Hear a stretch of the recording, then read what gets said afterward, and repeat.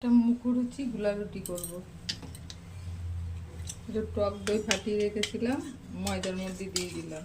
সুজি ভিজিয়ে রেখেছিলাম, একটু সুজি দিয়ে দিলাম। আদা রসুন পেঁয়াজ কুচানো দিয়ে দিলাম, লঙ্কা কুচানো দিয়ে দিলাম, লবণ দিলাম। এবার ভালো করে গুলিয়ে নেবো এটাকে। অল্প অল্প করে জল দেবো, ভালো করে মাখিয়ে নেবো। এটা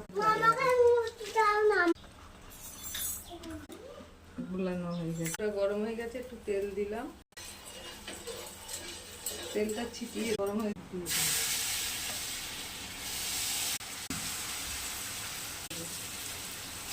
দিয়ে গেছিলাম, দিয়ে দিলাম। একটু পেঁয়াজ কুচানো দিয়ে দিলাম উপর দিয়ে, লঙ্কা কুচো দিয়ে দিলাম উপর দিয়ে, লবণ দিয়ে দিলাম। মুখরুচি গুলা রুটি।